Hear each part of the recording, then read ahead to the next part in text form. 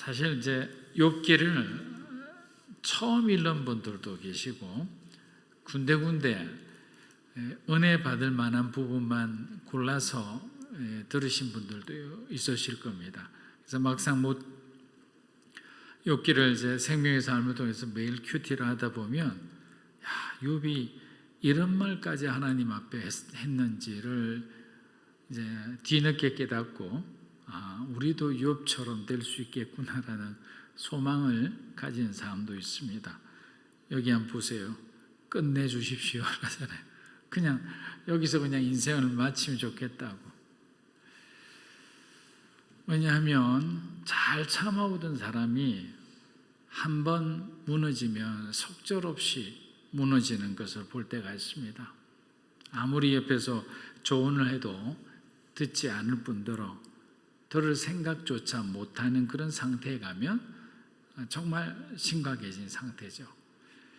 그동안 수만 번 제대로 쉬기 어려운 여러 가지 그 압박감 가운데서 다른 사람에게 말할 수도 없는 그 혼자만의 그 외로운 고통의 시간을 보내면서 언젠가는 나아지겠지, 나에게도 우리 가정에도 좋은 날이 오겠지라는 생각을 하며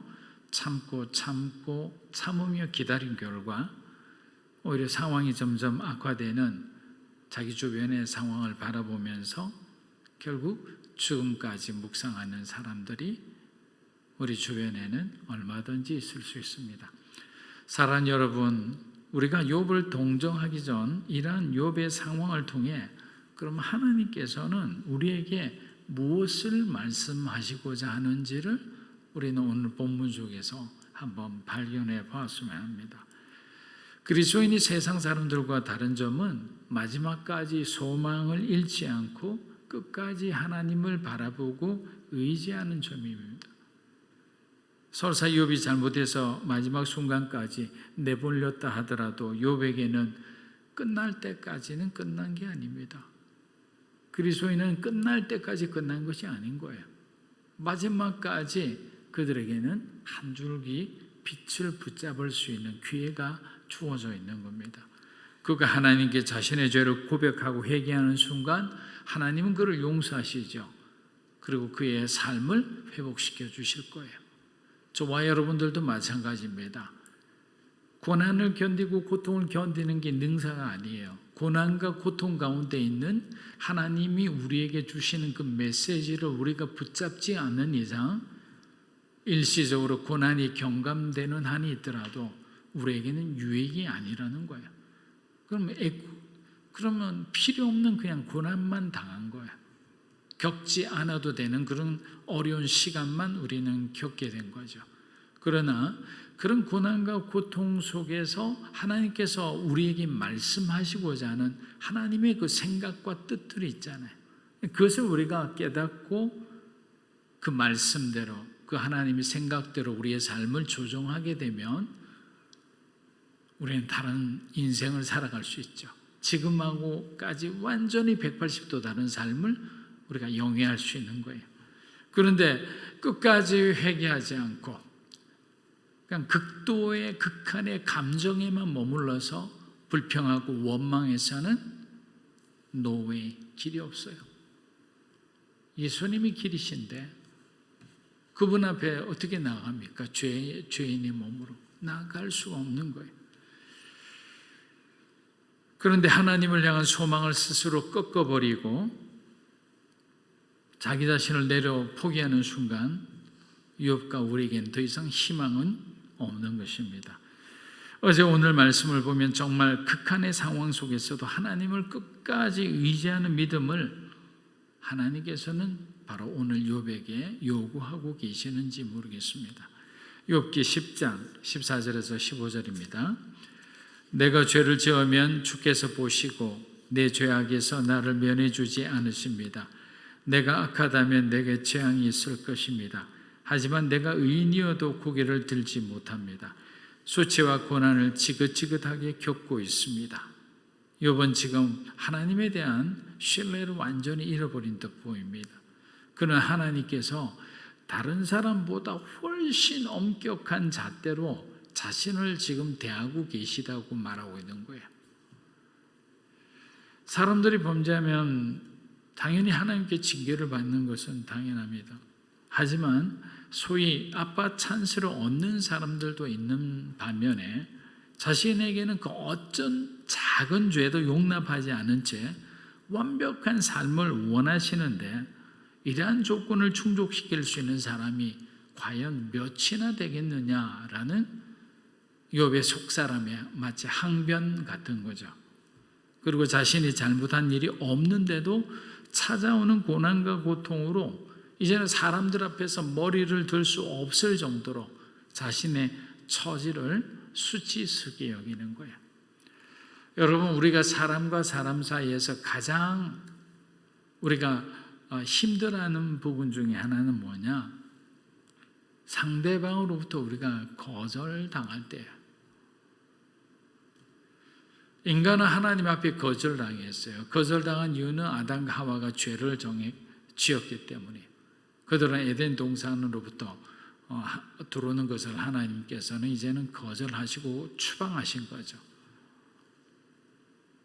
그래서 부모님으로부터 거절을 많이 당한 자녀들은 성장하면서 동료와 후배들과의 관계는 좋아요. 그런데 권위자와의 관계에서 어려움을 많이 겪습니다. 자기 윗사람들하고 그 윗사람 앞에서 괜히 위축이 되고요. 그리고 그 사람을 괜히 막연히 두려워하게 됩니다. 그리고 멀리하게 되는 거예요. 이게 다 뭐냐? 우리 안에 있는 그런 어떤 상처의 어떤 찌꺼기죠. 이것들의 어떤 부작용인 거예요.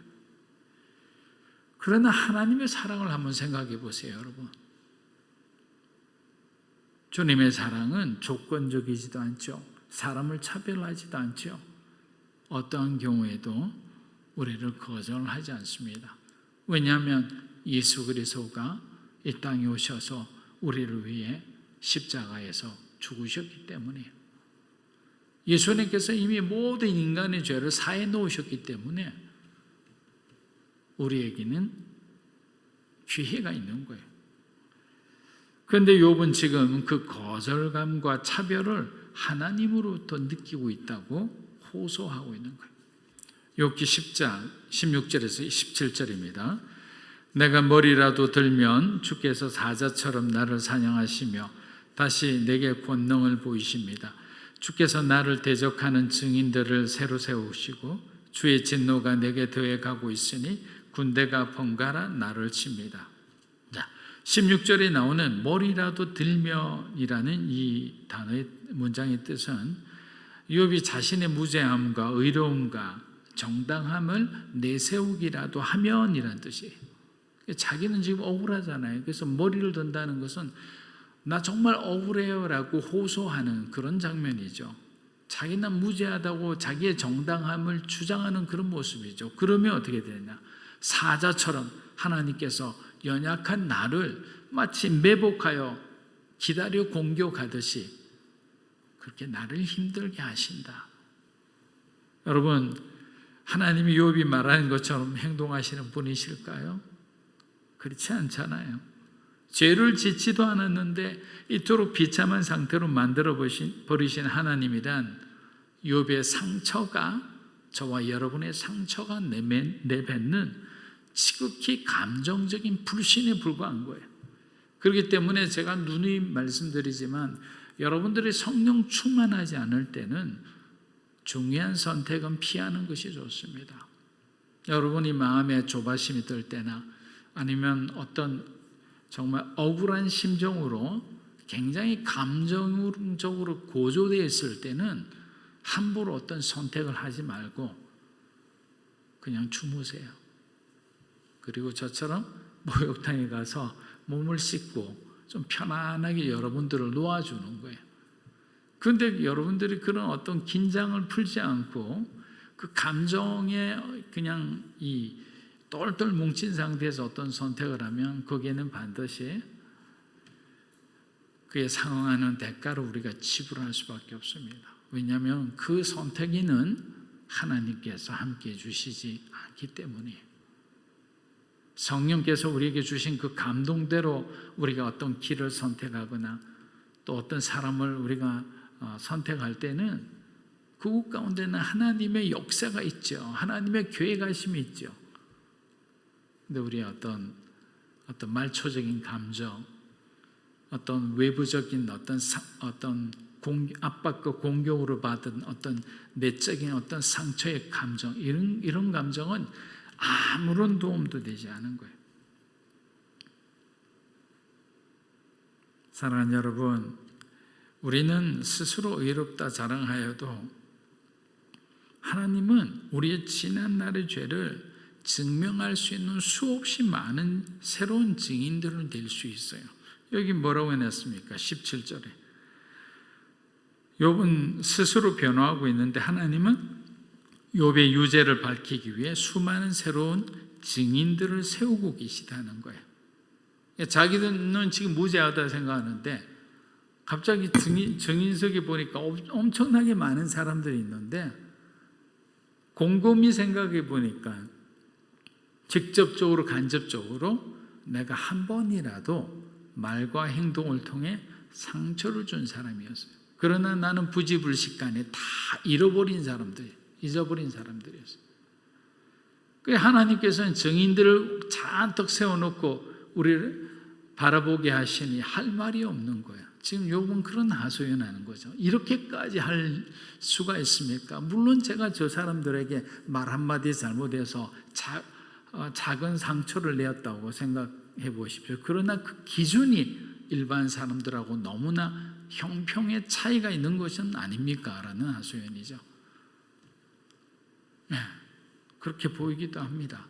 그러나 여기서 하나님이 얘기하고 싶은 핵심 메시지는 욥아, 너는 너 스스로를 의롭다 하지 말라.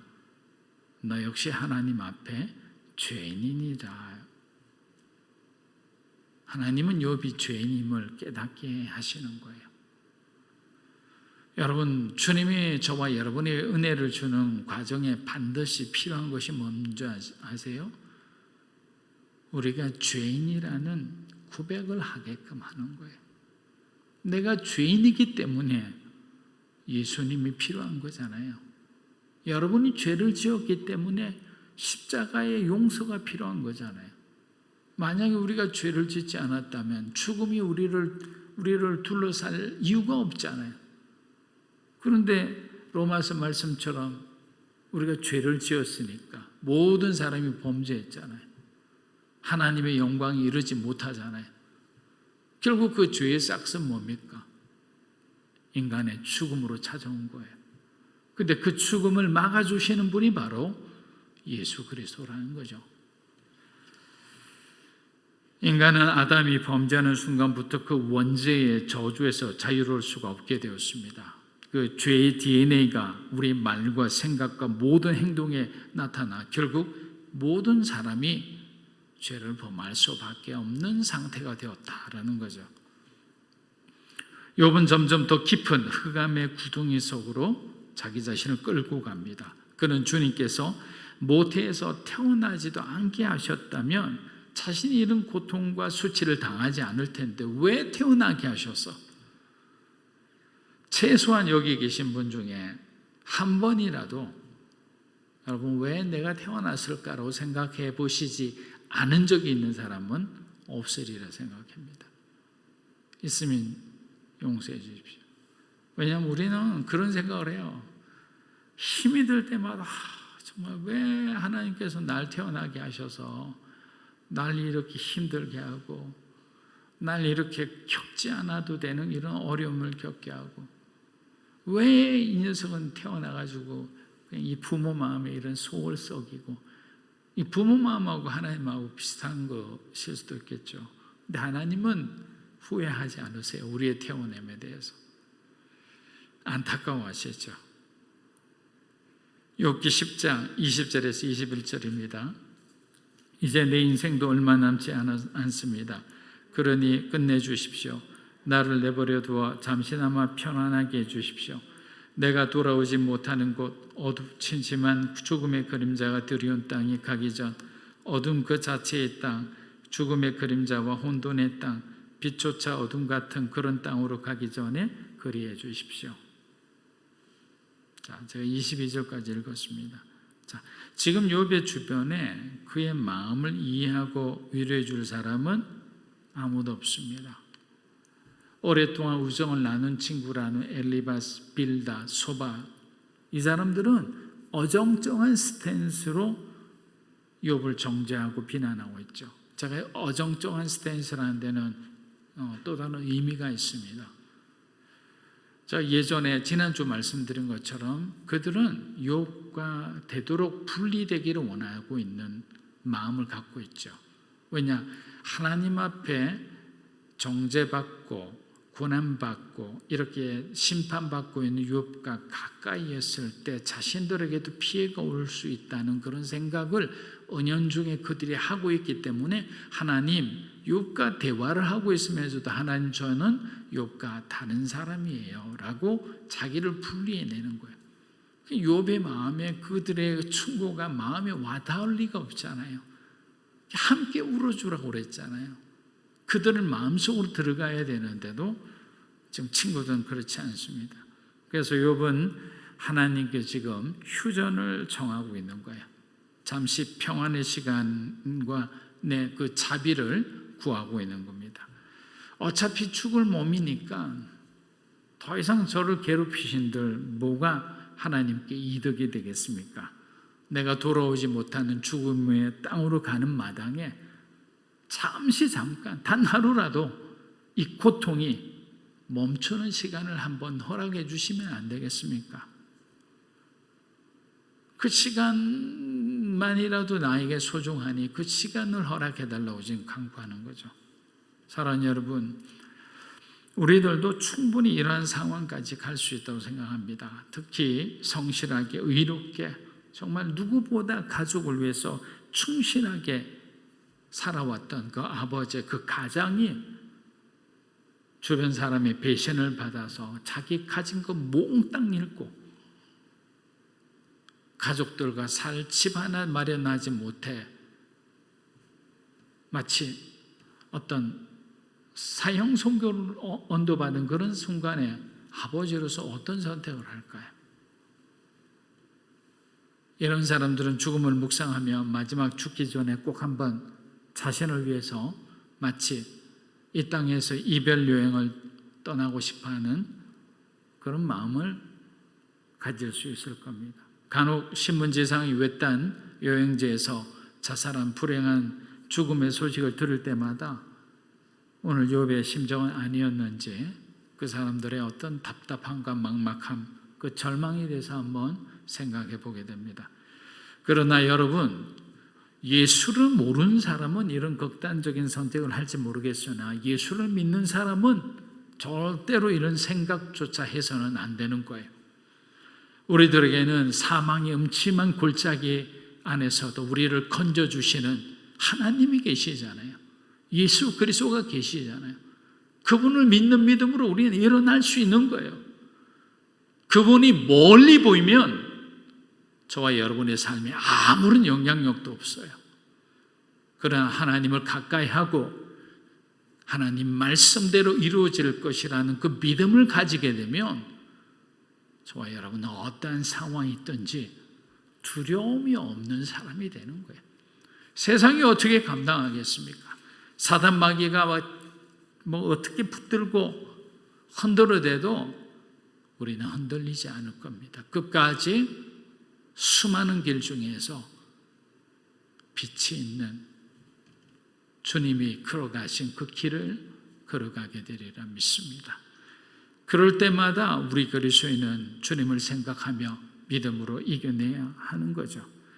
베드로가 우리에게 권면한 말씀을 암송함으로 고난 가운데 있는 모든 그리스도인들에게 속삭이는 이 사단의 거짓으로부터 승리하는 저와 여러분이 되었으면 합니다. 베드로전서 4장 12절에서 13절 우리 크게 한번 읽어보겠습니다. 사랑하는 자들아, 너희를 연단하려고 오는 불시험을 이상한 일 당하는 것 같이 이상히 여기지 말고 오히려 너희가 그리스도의 고난에 참여하는 것으로 즐거워하라. 이는 그의 영광을 나타나실 때 너희로 즐거워하고 기뻐하게 하려 합니다. 우리 다시 한 번만 들겠습니다. 시작. 사랑하는 자들아, 너희를 연단하려고 오는 불시험을 이상한 일 다하는 것 같이 이상히 여기지 말고 오히려 너희가 그리스도의 고난에 참여하는 것으로 즐거워하라. 이는 그의 영광을 나타내실 때 너희로 즐거워하고 기뻐하게 하려 함이라. 아멘. 저와 여러분을 연단하려고 찾아오는 불시험을 두려워하지 마시고 그리스도의 고난에 참여하는 기쁨으로 살아가는 믿음으로 사는 교회 성도 여러분이 되시기를 주님의 이름으로 축원합니다.